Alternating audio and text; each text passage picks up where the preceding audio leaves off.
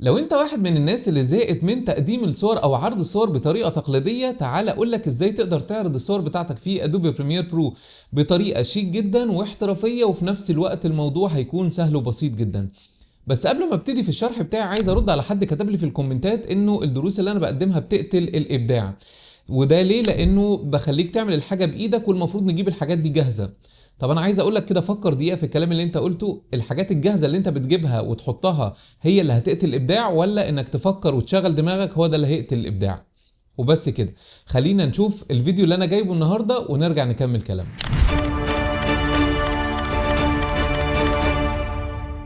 زي ما احنا شفنا كده طريقة عرض الصور بالطريقة الشيك والاحترافية دي، تعال اقول لك ازاي تقدر تعملها بمنتهى البساطة والسهولة. بس كل اللي انا طالبه منك واللي بطلبه دايما انك تفضل متابع ومركز في الدرس ده لغاية النهاية، لانه مليان تريكات مهمة جدا.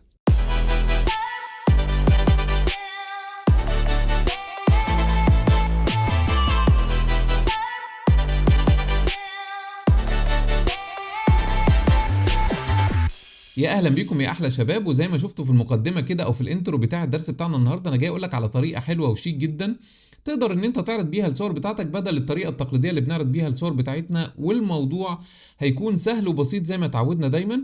وعايز اقول لكم انه الداتا اللي انا بشتغل عليها دايما زي كل مره هتلاقوها موجوده في صندوق الوصف او في الديسكربشن علشان تقدروا تطبقوا معايا. الحاجة التانية اللي حابب أكد عليها إن الدروس اللي بتنزل على القناة هي فيها تريكات مهمة جدا هتفيدنا مش بس في الدرس اللي احنا بنشوفه، ولكن في كل حاجة بعد كده بنشتغل على أدوبي بريمير برو فيها. فخلينا نبتدي على طول في الدرس بتاعنا. كل اللي أنا هعمله في بداية الدرس بتاعي كده إن أنا هجيب العلامة بتاعت السيف مارجنز كده أو السيف اريا بتاعتي دي، وهضغط عليها بالشكل ده عشان تظهر قدامي على الشاشة. طيب العلامة دي لو أنا ما لقيتهاش أصلا موجودة عندي، كل اللي أنت بتعمله إن أنت بتضغط على البلس اللي موجودة هنا، بتلاقي أدي السيف مارجنز بتاعتك، تسحبها كده تحطها في أي مكان أنت عايزه وتضغط اوكي. ليه انا حطيت العلامه دي؟ علشان عايز ارسم ريكتانجل مظبوط على قد المستطيل التاني هنا. فكل اللي انا هعمله دلوقتي ان انا هاجي على علامه الريكتانجل من هنا، وهبتدي ان انا ارسم كده اهو مستطيل بالشكل ده على قد السيف مارجنز رقم 2 او على قد المستطيل رقم 2 اللي جوه. بعد كده انا مش محتاج العلامه دي خالص، الغيها زي ما انت شايف كده. بعد كده هدخل على قائمه البروبرتيز. وعلى فكره الجزء اللي انا عملته ده مهم جدا عشان ده اللي انا هحط فيه الصور، وهقول لك ليه مهم بعد شويه. طيب هبتدي ان انا اعمل لها ستروك، هخلي فيه ستروك طبعا باي لون انت عايزه. وكنت قلت قبل كده ان احنا نقدر نعمل ستروك باكتر من لون. هسيب لكم دلوقتي لينك الدرس فيه الاي اللي هتظهر من فوق، درس مهم جدا تقدر تعمل بيه الوان واشكال حلوه جدا في الستروك بتاعك، او طبعا جوه الفيل نفسه. طيب حلو جدا. بعد كده هبتدي ان انا انزل تحت كده. انا عايز بقى الريكتانجل بتاعي ده ما يكونش ريكتانجل كده بحدود حاده، انا عايزه يبقى يعني كيرفد شويه. فهاجي على علامه الكيرف اللي موجوده هنا كده، وهبتدي ان انا اكتب مثلا 190. انا بحب الكيرف ده، بحب ان الرقم ده يكون موجود عندي، اللي هو الكيرف يكون بالشكل ده. بعد كده في خطوه مهمه جدا بقى، هتبتدي ان انت تعمل ماسك ويز شيب. يعني انا عايز الحاجات اللي انا هضيفها تتحط جوه الشيب اللي انا عملتها دلوقتي. طيب فين بقى الاستروك اللي انا عملته؟ كل اللي انت هتعمله ان انت هتضغط على ماسك اونلي فيل، هتلاقي الاستروك بس هو اللي ظهر والصوره نفسها اختفت، او الفيل اللي جوه اختفى. بس انا كده يعتبر خلصت التصميم بتاعي اللي انا عايزه. هنبتدي نطلع من فوق، هنلاقي الشيب موجوده هنا بالشكل ده. عايز بقى اضيف الصور جوه الشيب دي، هعمل ايه؟ تعال علشان ما تتلخبطش، بلاش تضيف الصور وانت يعني على القائمه الرئيسيه في البروجكت هنا. خلينا نيجي ندوس كليك يمين ونقول له نيو بين كده، ونبتدي نكتب عليها مثلا فوتوز بالشكل ده. وهاجي ادخل جوه البين علشان لما اجي اضيف صوره هنا تضاف جوه البين بتاعه الفوتوز، ما تضافش في القائمه الرئيسيه بره علشان ما تلخبطنيش لو انا حاطط داتا كتير. دي من ضمن التريكات والمعلومات المهمه جدا. طيب هاجي ادوس على الجزء بتاع البروبرتيز في الشيب هنا كده، وابتدي اضغط على نيو لاير هنا واقول له فروم فايل، واختار بقى الصور اللي انا محتاجها. انا يعني ده الفولدر اللي احنا هنلاقيه موجود في صندوق الوصف. باجي هنا كده على الصور وابتدي اضيف اول صوره عندي اهي، اعمل امبورت بالشكل ده. هلاقي الصوره هنا، طبعا ترتيب الصوره هنا فوق الشيب. انا كل اللي انا هعمله ان انا هنزل الصوره تحت الشيب بالشكل ده، وهاجي على السكيل وطبعا نكتب مثلا 30 35 40 على حسب حجم الصوره بتاعتي. طبعا دخلت زي ما احنا شايفين جوه الشيب اللي انا راسمها. طبعا مهما حركت الصوره بتاعتي هنا كده مش هتطلع بره الشيب، شايفين؟ لانه خلاص انا عملت لها ماسك مع الشيب بتاعتي. طيب هبتدي ان انا اظبط الصوره بتاعتي، وهبتدي بقى ان انا اعمل اكتر من صوره. طيب انا عايز دلوقتي الشيب اللي انا عملتها دي تكون مده عرضها على الشاشه 8 فريمات. فهبتدي ان انا اضغط كليك يمين كده، وهاجي انزل على السبيد والديوريشن، وهاجي هنا كده لو دوست على الرقم ده كله بالمنظر ده وكتبت 8 بس كده، يبقى هو كده عملها لي 8 فريم. بس انا كده يعتبر خلصت التصميم بتاعي وخلصت مده عرضه على الشاشه كمان. هبتدي ان انا اخده كوبي عن طريق ان انا هدوس على كوماند سي او كنترول سي في الكيبورد، وهاجي اقف هنا كده. او خلي بالك في طريقه سهله ان انت تضغط على الاتجاه اللي من تحت فيروح على اخر الصوره بتاعتك. بعد كده كوماند في او كنترول في، وهكذا بقى تتكرر زي ما انت عايز. خلينا ادي صورة 2 3 4 5 6 7، خلينا كمان نعمل واحدة تامنة بالمنظر ده. طيب انا كلهم دلوقتي نفس الصورة، فهتيجي تعمل ايه؟ هتيجي على الجرافيك او الريكتانجل اللي انت عاملها رقم 2، وهتمسح الصورة اللي انت حطيتها، وهتيجي هنا كده وتقول له انا عايز الصورة اللي بعد كده. شايفين الصورة بتنزل هنا كده في البن، فهبتدي ان انا اعمل امبورت. طبعا نزلت في البن الجديدة اللي انا عملتها زي ما احنا اتفقنا. هبتدي ان انا انزل الصورة وهتكرر بقى العملية دي كل مره. هنبتدي ان احنا نيجي على السكيل ونخليه مثلا 35 علشان يكون مناسب مثلا لحجم الصوره دي، او نخليه مثلا 30 اهو مناسب جدا. ونيجي بقى نكرر. بصوا الموضوع مش هياخد مننا وقت، هي كل تعبك في الجزئيه دي بس ان انت هتحط الصور بتاعتك بالشكل ده. وهنيجي نعمل كده ونقول له فروم فايل مره تانية، واجي هنا كده وابتدي ان انا اعمل كده وانزل الصوره بتاعتي تحت، واجي اخليها مثلا 30.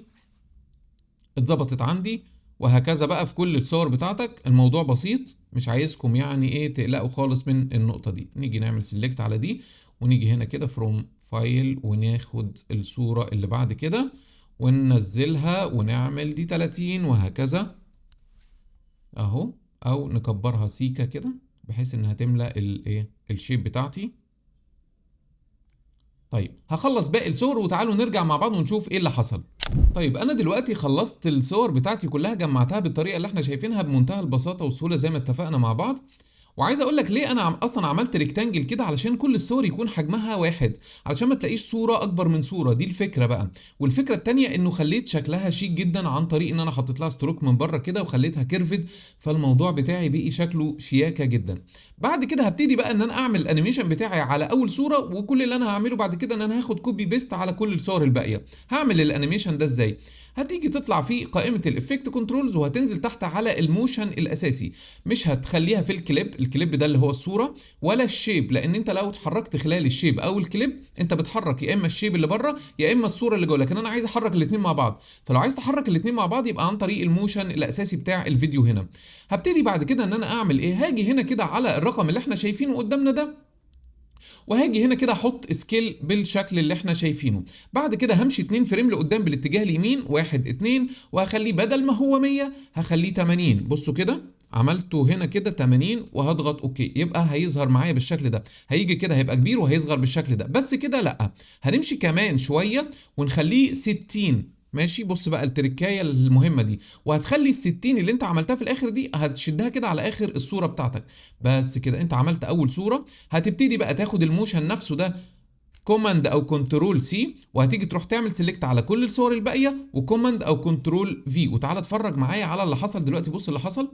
شايف طريقه عرض الصور بتاعتك بقى شكلها عامل ازاي بطريقه شيك جدا. طبعا لو انت عايز تزود المده زود زي ما انت عايز، ولكن انا شايف ان المده دي مناسبه جدا.